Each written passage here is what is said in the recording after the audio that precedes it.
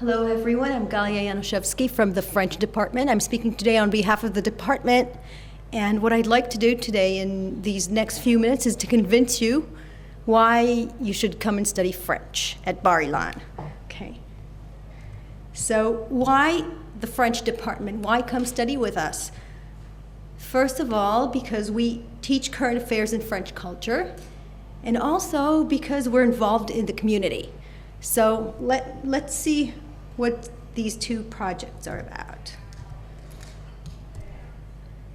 So the first thing I'd like to speak about is contemporary issues, and more specifically the liberty of expression, the case of Charlie Hebdo. You've most probably heard about Charlie Hebdo in January 7th, 2015. The headquarters of the Charlie Hebdo journal was blown up. People were actually shot. 13 journalists were killed. And right after that event,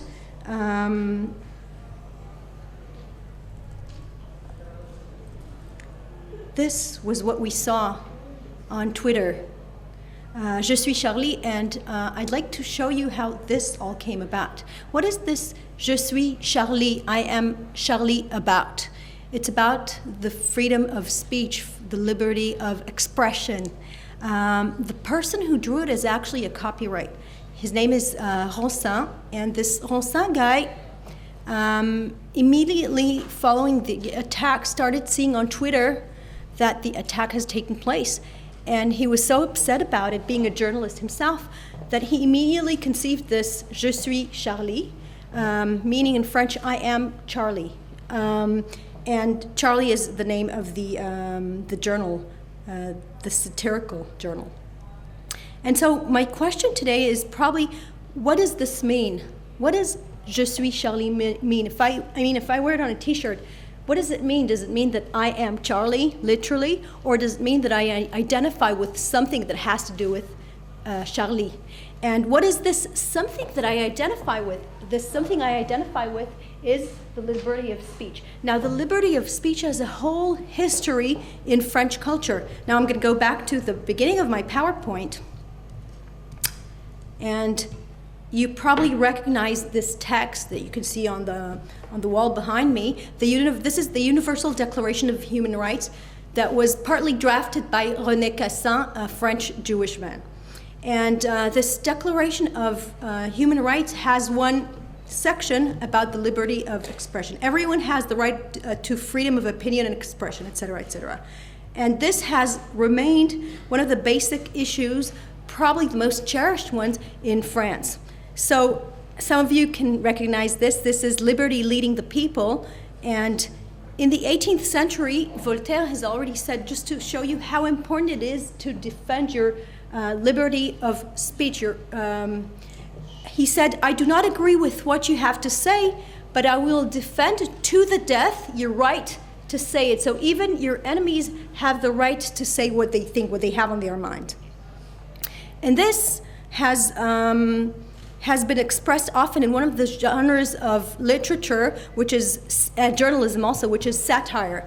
Satire basically means the use of humor, irony, and exaggeration, or ridicule to expose and criticize people's stupidity or vices, particularly in the context of contemporary politics and other topical issues. Now, this is not new. We know this ever since the beginning of humanity, probably, but I'd like to show you this. I'm sorry about the picture if it hurts your feelings, but it's about Rabelais from the 16th century, one of the most famous, well-known authors of the 16th century, the French Renaissance, wrote a whole book with 3 different volumes on a gigantic family, a family of immense people, and the basic reason for this book is to criticize the French king of the time.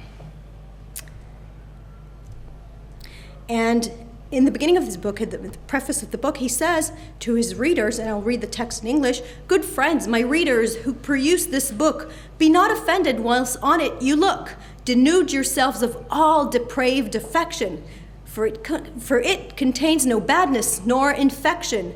1 inch of joy surmounts of grief a span, because to laugh is proper to the man. Okay? So we need some irony, we need some satire. And one of the forms a satire takes when we turn to drawing or to visual is caricature. And this is what brought about the whole killings in the Charlie Hebdo headquarters. It was about the content of the Charlie Hebdo journal. It was about criticizing contemporary French society, and mostly about criticizing sections who tried to block the liberty of expression.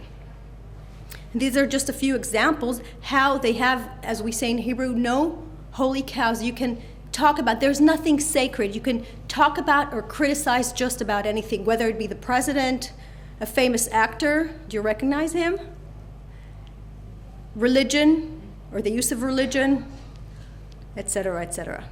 So, Je suis Charlie. I'm turning now to the end of my conference about the first part of why I come to the French department. Je suis Charlie has become the slogan of all of those who preach for the liberty of expression. It's a way of making it individual, personalizing the want, the need to keep the liberty of expression, not just for myself, but for everyone. Everyone is entitled to say, I am free to speak my mind.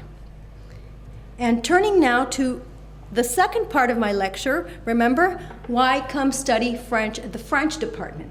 So the second part is about being involved in community. We decided in our department to do something for community, but also have the community do something for us. And what we did in the form of a project called Documentation and Conservation of Life Stories of French-Speaking Elderly in Retirement Homes and in the Community. It's quite a long name for a big project. As you can see, we thought about the age gap, and we thought about what we can do for the elderly and what the elderly can do for us. This project was twice financed by the Higher Education Committee, the MALAG, and was also awarded the AFLS prize, for the innovating teaching of French. It's an international prize. What's the purpose of this project? Its purpose is to establish contact between French-speaking students and an older French-speaking population that is already retired, yet can contribute in different ways to society. And specifically here, it's about speaking French to our students who need to practice their French.